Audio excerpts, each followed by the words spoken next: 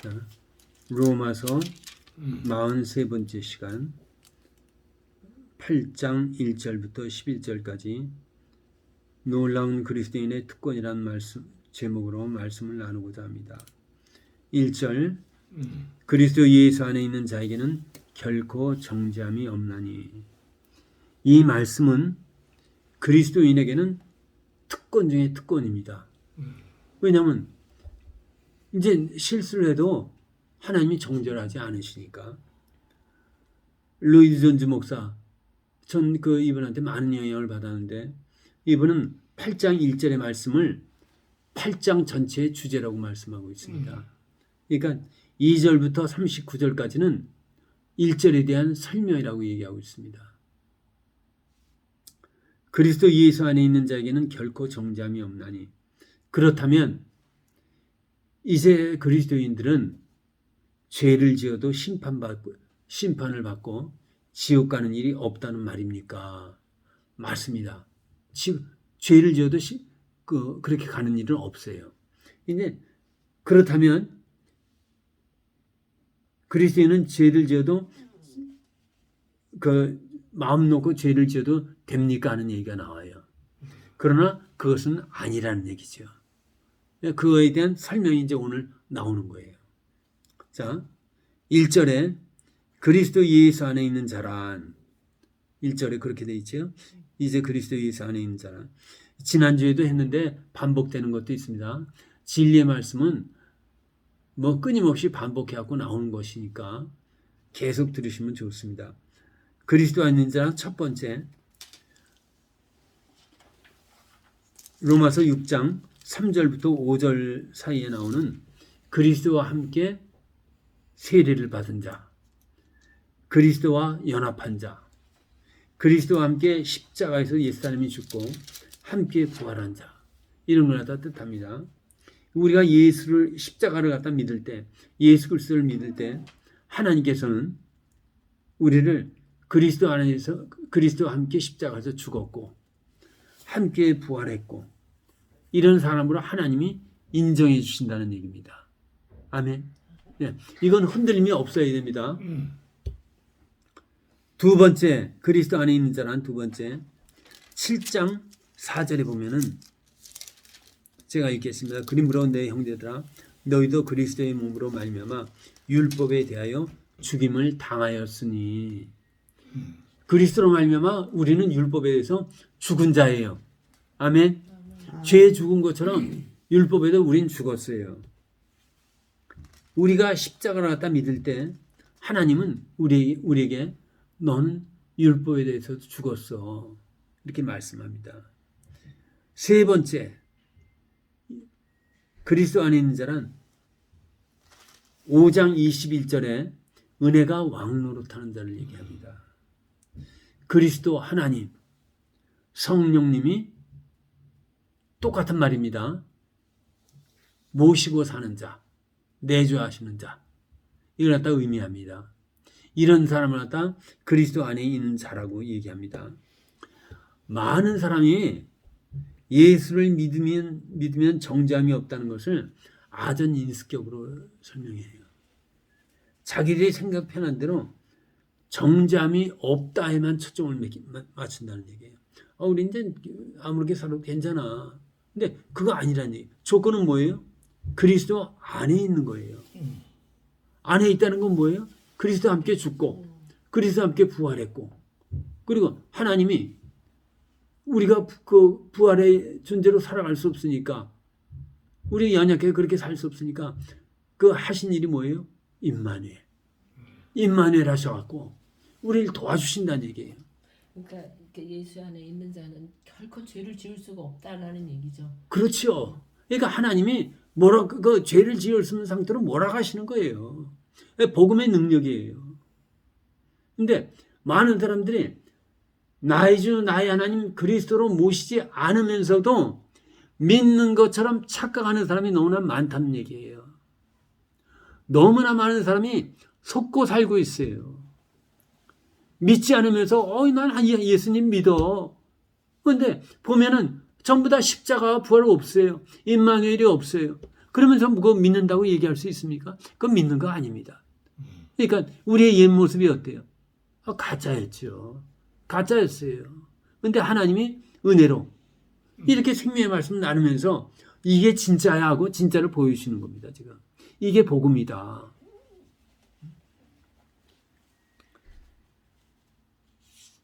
반드시 그리스도 안에 있는 자는 그 조건이 있는데 예수 그리스도를 살아계신 나의 주 나의 하나님 그리스도로 모시는 자예요. 자, 2절에 이는 그리스도 예수 안에 있는 생명의 성령의 법이 십자가의 은혜와 임마누엘 은혜 아래서 적용되는 법을 얘기합니다. 나는 그리스도와 함께 죽었고 그리스도와 함께 부활했으며 그걸 위해서 그리스도를 갖다 주로 모시고 살아가는 자야. 주님이 말씀하신 대로 살아가려고 애쓰고 힘쓰고 노력하고 있어. 네? 이런 고백이 나오는 사람에게 적용되는 법을 얘기합니다. 근데 자, 저를 보세요. 그대로 살질 않아요. 십자가도 죄 용서만 받은 부활의 능력도 없어요. 임마누엘도 없어요. 그러면서 하나님의 생명의 성령의 법이 나한테 적용된다 생각하면 그거는 오산이란 얘기죠.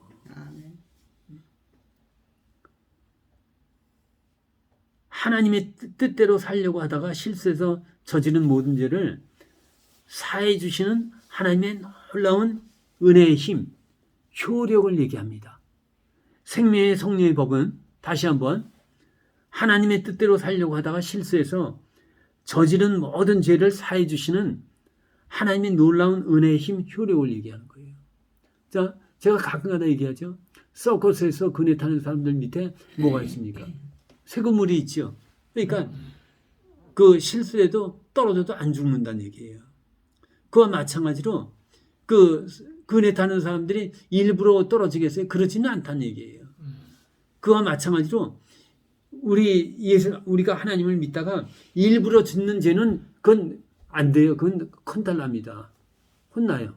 하나님한테 혼나요, 정말. 근데 그게 아니고 몰라서 잠깐 실수한 거. 이런 거는 생명의 성령의 법이 죄와 사망의 법으로부터 우리를 건져주기 때문에 정죄받지 않는다는 얘기예요. 아멘? 이해가죠? 네. 죄와 사망의 법이란 율법을 통해서 공격해오는 죄와 사망의 힘을 얘기하는 거예요.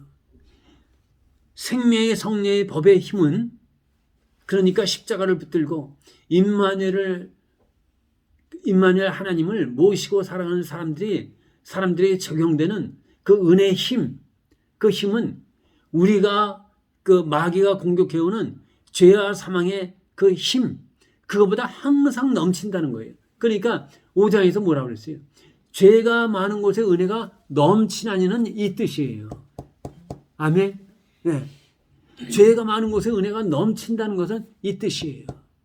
죄가 아무리 넘치고 어쩌고 해도 생명의 성령의 법에서 주시는 그 힘은 죄와 사망의 힘보다 항상 넘친다는 얘기죠.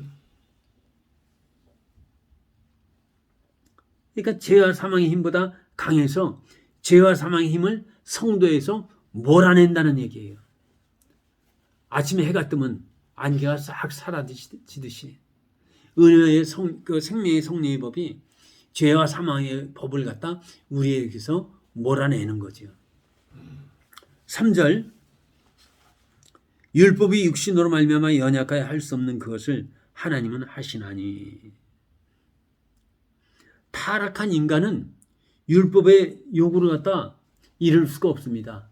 그런데 타락한 인간이 율법의 요구를 갖다 이루기 위해서 할 수 있는 딱 한 가지가 뭘까요? 타락한 인간이 우리 전부 다 타락했잖아요. 타락한 인간이 그 율법의 요구를 갖다 이룰 수 있는 단 한 가지의 길. 임마누엘 길은 그 복음이고 우리가 할 수 있는 것, 복음 말고 할 수 있는 것. 그거는 죽음이에요. 죽음. 죄의 삭은 죽음이니까. 우리가 율법의 요구를 갖다 할 수 있는 거는 내가 죽는 거 외에는 없어요. 절대 있을 수 없다 얘기하는 그렇죠. 거죠. 그러니까 그걸 갖다 역으로 지금 강조해갖고 얘기하는 거죠. 인간은 죽음에는 율법의 요구를 이룰 수가 없어요. 그런데 그런 우리에게 그리스도께서 오셔갖고 십자가에서 죽으심으로 말미암아 율법의 요구를 대신 갚아주셨다는 얘기예요. 이제 빚 없어요. 죄 없어요. 이제는. 이해가죠? 네. 율법이 육신으로 말미암아 연약하여 할 수 없는 그것을 하나님은 하시나니 그 죄로 말미암아 자기 아들을 죄 있는 육신의 모양으로 보내어 육신의 죄를 정하사 그러니까 아들을 갖다 죄 있는 모양으로 보내서 아들한테 모든 우리의 죄를 갖다 다 거기다 정해버렸다는 얘기죠. 인간도 죽을 수밖에 없으니까 하나님을 죽게 만드신 거죠. 하나님이 대신 와서 죽으신 거예요. 그러니까 택한 자녀를 갖다 사랑하는 그 사랑은 어마어마한 거예요. 내가 가끔가다 그런 기사 나죠. 자동차 사고 나는데 그 엄마가 아기를 갖다 꼭 안고 있어갖고 아기만 살아나는 거 똑같아요. 하나님이 야, 난 너 죽는 거 못 봐. 내가 대신 죽을게 하고 죽어주신 사건이 십자가예요. 그리고 그렇게 해갖고 살려나는데 인간이 하나님 뜻대로 할 수 없으니까 임마누엘 하셔갖고 내가 너 도와줄게 하는 게 복음이란 얘기죠. 인간은 그것까지 못하지. 엄마는 그 아이가 죽는 걸 자기 죽음 무연서까지 애를 갖다 구하는데 그 다음 일은 인간은 하지 못하지만 하나님은 대신 죽어주시고 또 임마누엘 해갖고 인도까지 해주신다는 얘기예요. 놀라운 복음입니다. 자, 하나님께서는 이스라엘 백성들에게 죄를 지으면은 죄를 씻을 수 있는 제사 제도를 갖다 허용하셨어요. 이것이 레위기 1장부터 7장까지 나와 있습니다. 5대 제사, 번제, 소제, 화목제, 속죄제, 속건제 이렇게 돼 있어요. 사제 은총을 베푸셨는데 히브리서 10장 11절 보면은 히브리서 그거 써놓기만 하세요. 제사장마다 매일 서서 섬기며 자주 같은 제사를 드리되 이 제사는 언제나 죄를 없게 하지 못하거니와. 구약시대 때 제사는 늘 인간이 죄를 지면 제사장이 그 양을 갖다 한 마리 죽여갖고 피제사를 드림으로 말미암아 사제 은총을 베풀었는데 그렇게 해줬지만 그 죄를 갖다 완전히 끊어버리지를 못했다는 얘기예요. 그래서 12절에 오직 그리스도는 죄를 위하여 한 영원한 제사를 드리시고 하나님 우편에 앉으사. 그리스도께서 오셔갖고 자기가 제물 되셔갖고 제사를 드리는데 이제는 또 다른 제사를 드릴 필요가 없다는 얘기예요. 왜냐하면 시공을 초월해갖고 모든 죄를 다 사해 주신 거예요. 그러니까 또 다른 제사는 없어요, 이제. 그렇기 때문에 히브리서는 뭐라고 하냐면 아들이 흘린 피를 갖다 부정한 것을 만들지 마라. 헛되게 하지 말라. 그러면은 얼마나 너희가 큰 고초를 당하게 되는데. 그렇게 말씀하고 있어요. 이제 또 다른 제사는 없습니다. 4절 육신을 따르지 않고 그 영을 따라 행하는 우리에게 이제 십자가의 도를 나를 구원하신 하나님의 은총으로 받아들이고 하나님의 뜻대로 살기로 작정하는 성도. 그러니까 세례받은 자로 살기로 작정하고 하나님만 붙들고 십자가만 붙들고 그리스도를 나의 하나님으로 모시고 살기로 작정하는 그 성도에게 율법의 요구가 이루어지게 하려 하심이라. 아멘. 네, 성경 말씀이니까 제 말이 아니고 성경 말씀이니까 율법의 요구가 이루어지게 하려. 율법의 요구는 뭐예요? 네가 죽어야지 죄가 없는 거야. 근데 하나님이 갚아주셨으니까 율법의 요구가 이루어졌다는 얘기죠. 이 4절 이게 복음의 진수예요. 정수. 액기스를 갖다 다 해갖고 그냥 그 홍삼 액기스 그 하듯이 지금 이 4절에서 완전히 그 아들의 피로 갚았다는 얘기예요. 아멘. 예. 율법의 요구는 죄의 삭은 사망입니다. 그러나 그리스도께서 나를 대신하여 대속의 죽음을 당하셨다고 받아들인 사람에게는 율법의 요구가 이루어졌다고 하나님이 정하셨다는 얘기예요. 그렇게. 자, 이제 8장에 사도 이 로마서는 저희가 쓰셨죠? 사도 바울이. 예. 사도 바울은 어떻게 이렇게 다 하셨을까? 그 사도 바울이 한 게 아니고 하나님이 계시를 해 주신 거죠. 인간의 머리는 이거 몰라요. 이걸 어떻게 알아요? 그러니까 성경을 볼 때 그 여기 계신 분도 그렇게 읽어야 하는데 하나님 인간의 눈으로 보면 이거 모릅니다. 모르죠. 무슨 뜻인지 모르죠. 하나님의 눈으로 하나님의 마음으로 읽게 하옵소서. 그리고 교사인 저를 보내갖고 한 절 한 절 지금 굉장히 지루하다시피 해요. 한 걸 또 하고 또 하고 하면서 진리의 말씀을 갖다 풀어서 하는 거예요. 지금은 이제 그렇지가 않은데 옛날에는 그 애기들 밥 먹으려면 할머니들이 씹어갖고 먹이고 그랬잖아요. 그것처럼 제가 지금 이 말씀을 갖다 잘게 잘라갖고 흡수가 되기 좋게 이렇게 지금 설명하는 거예요. 제가 전하는 말씀은 아주 뭐 과자처럼 맛있고 이런 말씀은 아니에요. 그런 건 아닌데 올바로 전하려고 애쓰고 힘쓰고 노력하는 거죠. 자, 세상에는 두 질서가 있습니다. 8장에는 육신이란 단어가 11번이 나옵니다. 3절부터 그렇게 나오죠. 무릇 그리스도 예수 앞하여 세례받은 우리는 4절부터 나오네요. 아니 3절부터 나와 육신 율법이 육신으로 말미암아. 내 6정을 보고 6정을 보고 그렇다 잘 8장 3절에 율법이 육신으로 말미암아 여기서부터 시작해갖고 11절까지 그 밑에 13절까지 육신이란 단어가 11번이 나옵니다. 세상에는 두 질서가 있습니다. 하나는 육신을 따르는 질서, 육신을 따르는 질서, 그리고 성령을 따르는 질서 이렇게 나옵니다. 육신의 질서를 따르는 사람, 육신을 따르는 사람의 질서, 이것이 갈라디아서 5장, 이건 우리 꼭 한번 찾아봐야 합니다. 갈라디아서 5장 16절 21절 거기 보면은 그 로마서 다음에 갈라디아서, 로마서 다음입니다. 로마서 다음에 갈라디아서, 고린도 전후서, 그 다음에 갈라디아서가 나옵니다. 갈라디아서 5장.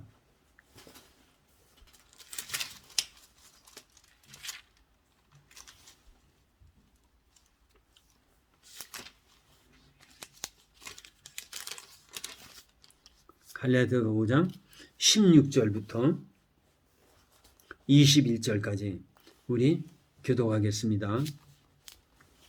내가 이르노니 다 찾았지요? 네. 내가 이르노니 너희는 성령을 따라 행하라. 그리하면 육체의 욕심을 이루지 아니하리라. 육체의 소욕은 성령을 거스리고 성령은 육체를 거스리나니 이 둘이 서로 대적함으로 너희가 원하는 것을 하지 못하게 하려 함이니라. 너희가 만일 성령의 인도하시는 바가 되면 율법 아래 있지 아니하리라. 육체의 일은 분명하니 곧 음행과 더러운 것과 호색과 우상 숭배와 주술과 원수 맺는 것과 분쟁과 시기와 분냄과 당 짓는 것과 분열함과 이단과 투기와 술 취함과 방탕함과 또 그와 같은 것이라. 전에 너희에게 경계한 것 같이 경계하노니 이런 일을 하는 자들은 하나님의 나라를 유업으로 받지 못할 것이요. 아멘. 네. 여기서 나오는 육체는 육신을 얘기합니다. 똑같은 얘기예요. 네. 자, 육체를 따르는 사람은 어떻게 하나님 나라 유업으로 받지 못한다는 얘기예요. 20절부터 19절부터 음행, 더러운 것, 호색, 우상숭배, 주술, 원수 맺는 것, 분쟁, 시기, 분냄, 당지는 것, 분열함과 이단과 투기와 술 취함과 방탕한 것, 이런 것들은 하나님 나라에 받지 못한다는 얘기예요. 근데 참 우상 숭배인데 자기가 우상이 되는 게 많아요. 왜냐하면 타락한 인간은 누구의 지배를 받아요? 마귀의 지배 받아요. 근데 자기가 자기의 주인이 되면 그건 우상 숭배하는 거예요. 똑같은 거예요. 자, 로마서로 다시 갑니다. 로마서 8장. 로마서 8장 3절에 제가 읽으면서 이제 하나하나 보겠습니다. 3절. 율법이 육신으로 말미암아 연약하여 할 수 없는 그것을. 자, 육신을 따르는 사람은 율법을 지킬 수가 없어요. 하나님 말씀 지킬 수가 없어요. 절대 못 지킵니다. 5절. 육신을 따르는 자는 육신의 일을 생각하게 됩니다. 그러니까 지금 이거 육신을 따르는 사람은 뭐예요? 많은 길을 걸어가는 사람들 얘기하는 겁니다. 6절.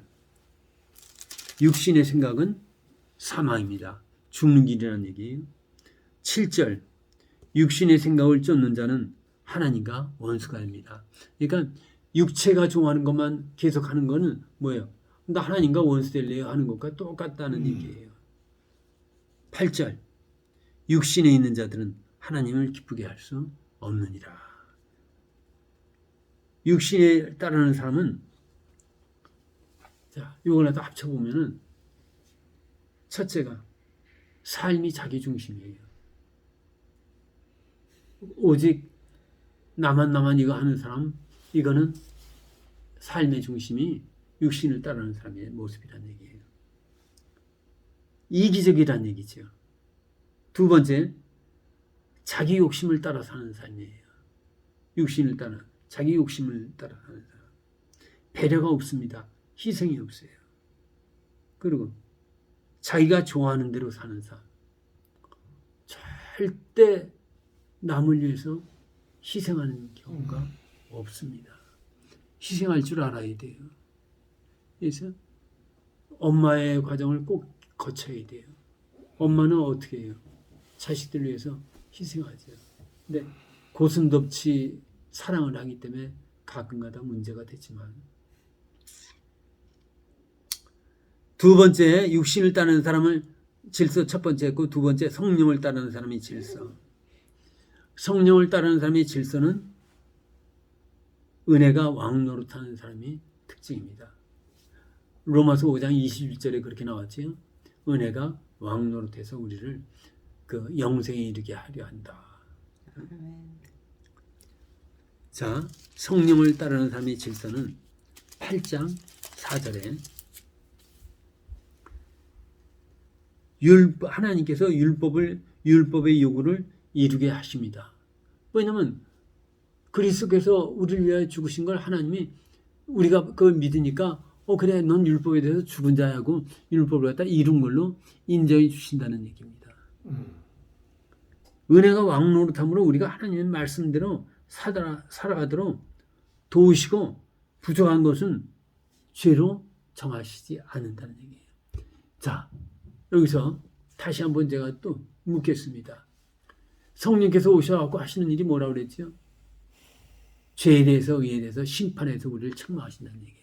예, 내가 죄 문제 다 처리했는데 너 왜 아직까지 죄를 해결 못해? 그리고 우리가 잘난 체하고 하면 예, 내가 부활한 걸로 네가 믿어야지 의로워지는데 네가 왜 좀 해놓고 네가 잘난 척하니? 너 그거 잘난 척하는 거 아니야. 그리고 세상을 무서워했을 때 내가 세상을 이겼는데 왜 네가 세상을 무서워하니? 내가 너와 함께 하잖아. 임마누엘 하잖아. 세상 무서워하지 마라. 세상 무서워하지 마라. 세상 무서워하지 마시기 바랍니다. 네. 자, 5절에 성령을 따라 산 자는 성령의 일을 생각합니다. 항상 은혜가 왕노릇하는 사람은 죄를 생각하는 게 아니라 하나님이 기뻐하시는 일이 뭘까 하고 생각하게 된다는 얘기죠.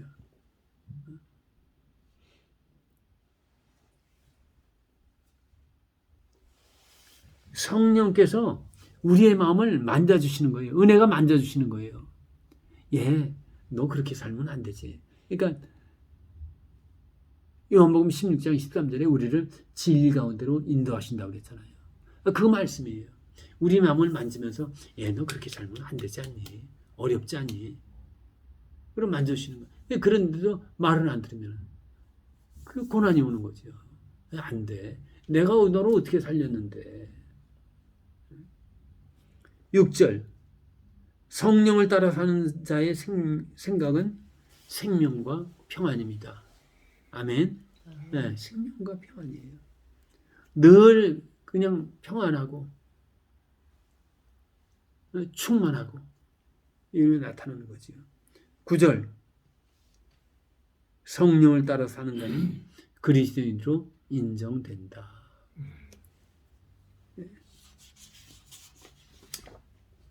다섯 번째 9절 10절 제가 한번 읽겠습니다. 로마서 8장 9절 10절 만일 너희 속에 하나님이 거하시면 너희가 육신에 있지 아니하고 영에 있나니 누구든지 그리스도의 영이 없으면 그리스도의 사람이 아니라. 또 그리스도께서 너희 안에 계시면 몸은 죄로 말미암아 죽은 것이나 영은 의로 말미암아 살아있는 것이니라.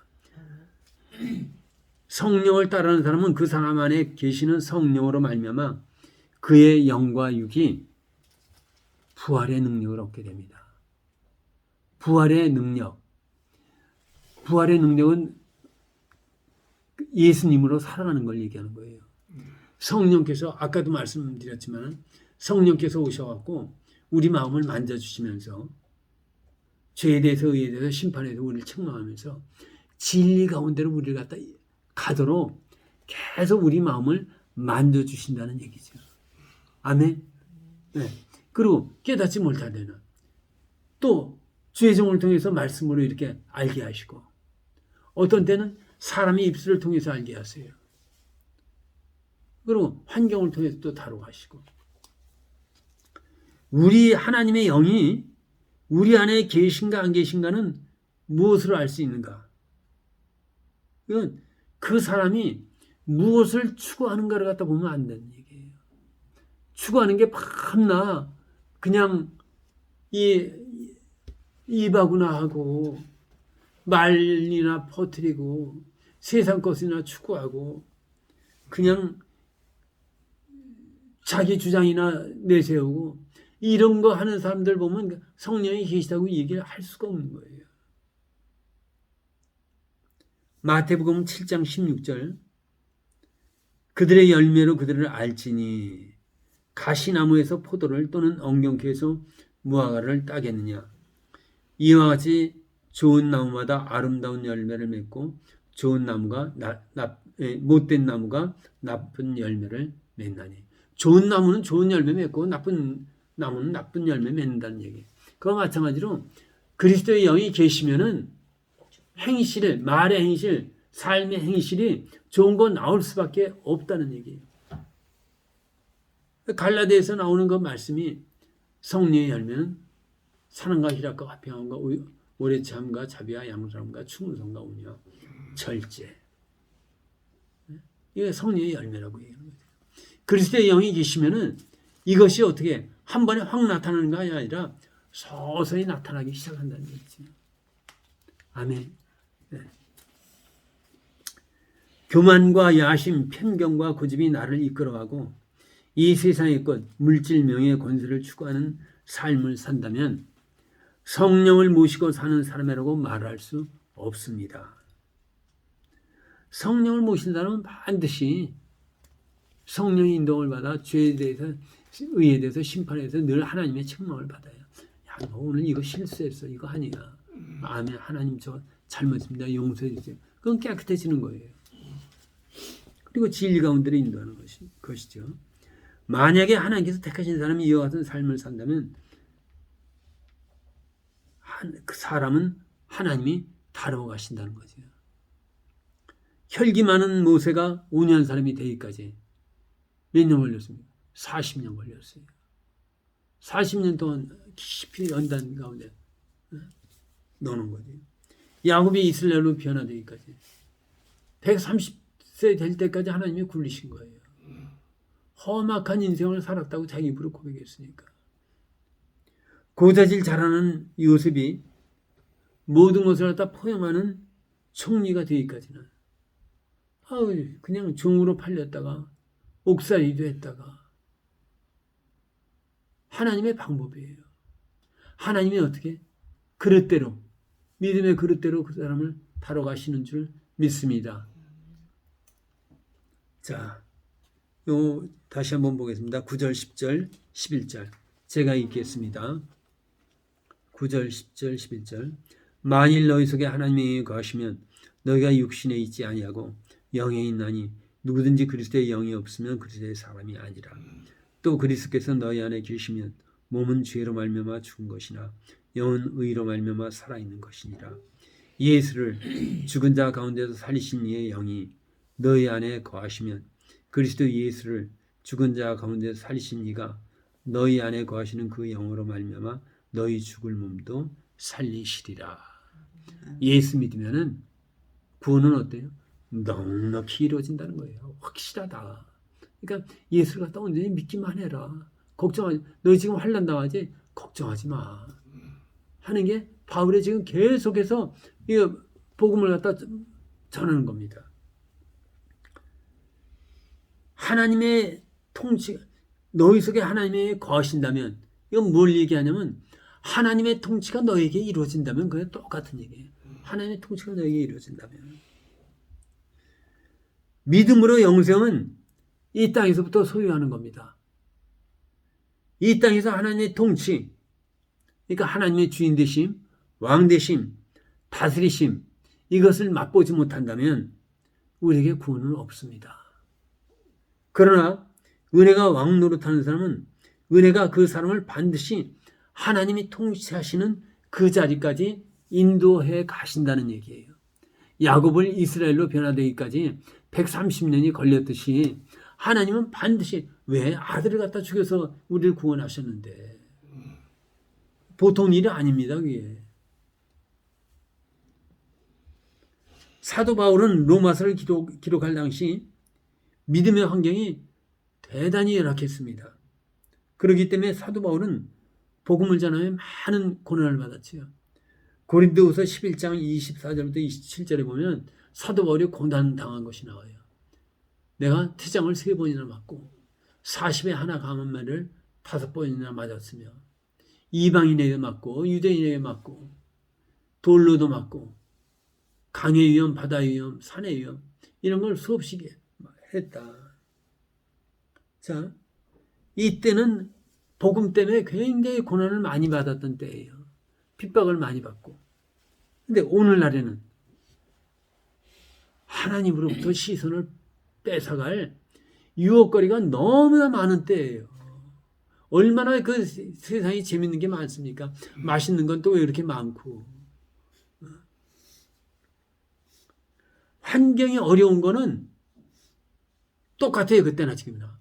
지금은 마음을 빼앗길 게 많고 그때는 육체적인 고난이 많았었고 어려운 종류만 좀 틀릴 뿐이지. 고린도서 1장 18절에 십자가의 도가 구원받는 자에게는 하나님의 능력이 되고 멸망받는 자에게는 미련한 것이라고 했어요. 멸망받는 자에게는 미련한 것이라 구원받는 우리에게는 하나님의 능력이 됩니다. 고린도서 1장 18절. 그러나 우리가 복음을 받아들인다면 한다면 1절의 말씀 그리스도 예수 안에 있는 자는 결코 정죄함이 없다. 이 말씀은 우리에게 주어지는 놀라운 특권이 될 줄로 믿습니다. 예수 믿는다고 하면서 육신의 길을 계속 간다면 하나님의 영이 없다는 얘기예요. 근데 그런 사람을 하나님이 택했다면 그 환경을 통해 갖고 나오지 않으면 안 되게끔 하나님 만들어 가신다는 거죠. 기뻐 뛰며 갈 것인가? 울며 불며 쫓아 끌려갈 것인가? 그 결정은 우리가 해야 합니다. 그리고 그 결과는 우리가 또 책임져야 합니다. 예수 그리스도를 주로 모시면서 살아계신 나의 주 나의 하나님을 모시면서 정말 그리스도인의 특권을 누리며 살아가는 우리 모두가 되기를 예수 그리스도의 이름으로 축원합니다. 아멘. 네, 기도하겠습니다.